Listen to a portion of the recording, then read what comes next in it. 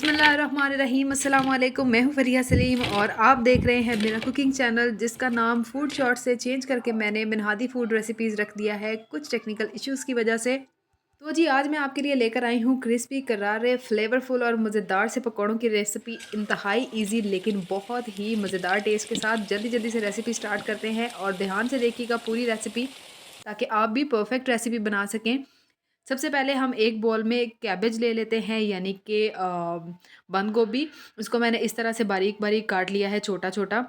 अच्छा सारी सब्जियों का अमाउंट मैंने जो है ना वो सेम-सेम लिया है यानी कि 1-1 कप। आप चाहें तो आप कम या ज़्यादा किसी भी सब्ज़ी को कर सकते हैं। और जो सब्ज़ियाँ आपको पसंद है आप वो ऐड करें, जो आपको नहीं पसंद वो आप डिस्क्लूड भी कर सकते हैं, कोई मसला नहीं है।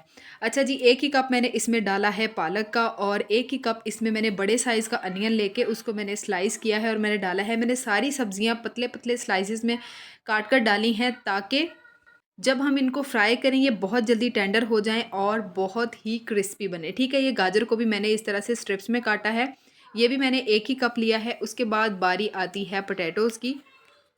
इसको भी मैंने पतली-पतली और लंबी स्ट्रिप्स में काटा है और अब मैं डालूँगी इसमें शिमला मिर्च जो कि मैंने 1 अदद ली है, 1 कप इसका भी मैंने डाला है और इसको भी मैंने इसी तरह से लंबे-लंबे स्लाइसेस में कट किया है। अच्छा जी, यहाँ पर डालेंगे हैंडफुल हरा धनिया और 1 टेबलस्पून भरकर इसमें मोटी कुटी हुई हरी मिर्च का। 1 टीस्पून इसमें मैंने डाला है धनिया पाउडर का और 1 टीस्पून इसमें मैंने डाल दिया है लाल मिर्च पाउडर का और इसमें हम डालेंगे 1 टीस्पून हल्दी का। अब आप अपने लिहाज से मिर्चों को जो है ना वो थोड़ा-सा कम ज़्यादा कर सकते हैं और यहाँ पर 1 टीस्पून मैंने चिली फ्लेक्स का डाला है, 1 टेबलस्पून इसमें मैं डालूँगी नमक का और यहाँ पर जी पकौड़ों की जान जो है वो है ज़ीरा, 1 टीस्पून मैंने जो है वो इसमें ज़ीरा का डाला है। आप चाहें तो आप पकौड़ों में चाट मसाला भी ऐड ऐड कर सकते हैं, अक्सर लोग ऐड करते हैं, इससे फ्लेवर काफ़ी बढ़ जाता है लेकिन यहाँ पर क्योंकि बहुत ही मज़े-मज़े की सब्जियाँ हैं तो मैंने चाट मसाला ऐड नहीं किया।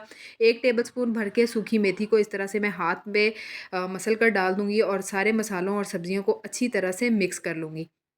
मेथी जो है जब भी आप किसी भी किस्म के पकौड़े बनाएँ, चिकन पकौड़े हों या कोई भी उसमें डाला करें, इसकी खुशबू और जायका बहुत अच्छा आता है। अच्छा जी, अब मैं 5-6 टेबलस्पून जो है ना वो इसमें बेसन के डालूँगी। बेसन बहुत ज़्यादा नहीं डालना, मैंने बहुत कम बेसन डाला है 5-6 टेबलस्पून और इसमें 2 से 3 टेबलस्पून से आप देख रहे होंगे कि मैं पानी डाल रही हूँ।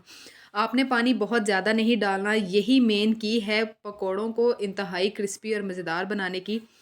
बेसन भी मैंने बहुत कम डाला है और इसमें पानी भी मैंने बहुत कम डाला है। इसको अच्छी तरह से अपने हाथों से मसल-मसल कर कोशिश करूँगी कि सब्ज़ियाँ अपना पानी कुछ रिलीज़ करें और बेसन गीला हो जाए। थोड़े से बेसन की मुझे और ज़रूरत पड़ी है, मैं साथ-साथ स्लोली ग्रेजुअली बेसन ऐड करती जाऊँगी। अब मैंने इसमें 3 से 4 टेबलस्पून जो है वो बेसन के ऐड किए हैं। बेसन मैं इसमें बहुत कम डाल रही हूँ, सिर्फ़ आप ये सोच लें कि मैं इसमें इतना बेसन डाल रही हूँ कि मेरी सब्ज़ियाँ बाइंड हो जाएँ। इससे ज़्यादा मैं बेसन इसमें ऐड नहीं करूँगी ताकि मुझे सब्जियों का फुल फ्लेवर और टेस्ट मिले। ये देखें 10 से 12 चम्मच बेसन और 4 से 5 चम्मच पानी के डालने के बाद ये इस तरह से बाइंड हो रहा है। ऑयल को कर लेंगे अच्छी तरह से गरम और 10 से 12 मिनट बेसन को रेस्ट देने के बाद आप ये देखें बहुत सॉफ्ट हो गया है इसका मिक्सचर और बिल्कुल अच्छी तरह से बाइंड हो गया है। अब मैं इनको नॉर्मली जिस तरह से हम लोग पकौड़े फ्राई करते हैं, एक-एक करके इसमें डालती जाऊँगी और मैं आपको इंशाल्लाह दिखाऊँगी भी कि इतने कम बेसन डालने के बावजूद भी पकौड़े खुलेंगे नहीं और बिल्कुल भी ऑयल जो है ना वो ख़राब नहीं होगा। अच्छी तरह से इनको फ्राई कर लेते हैं। अच्छा जी, एक और बात आपने याद रखनी है कि पकौड़े डालते ही आप फ़ौरन से चम्मच ना चलाने लग जाया करें। कम से कम इसको 2 मिनट के लिए छोड़ा करें ताकि पकौड़े जो हैं वो अच्छी तरह से बाइंड हो जाएँ।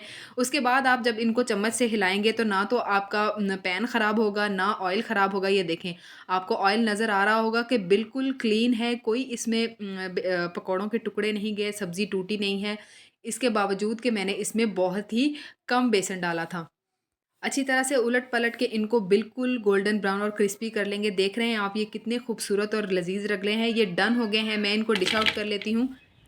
मैंने कुछ नहीं कहना कि ये पकौड़े कैसे बने हैं, सिर्फ़ आप इनकी आवाज़ सुनें और अंदाज़ा लगाएँ कि ये कितने क्रिस्पी और कितने मज़ेदार बने हैं। बस आपने अब मेरी हौसला अफ़ज़ाई के लिए इस वीडियो को लाइक करना है और अगर मेरे चैनल पर नए हैं तो चैनल को कर दीजिए सब्सक्राइब। दोबारा मिलेंगे एक बहुत ही मज़ेदार और इंतहाई आसान रेसिपी के साथ। मुझे दीजिए इजाज़त। अल्लाह हाफ़िज़।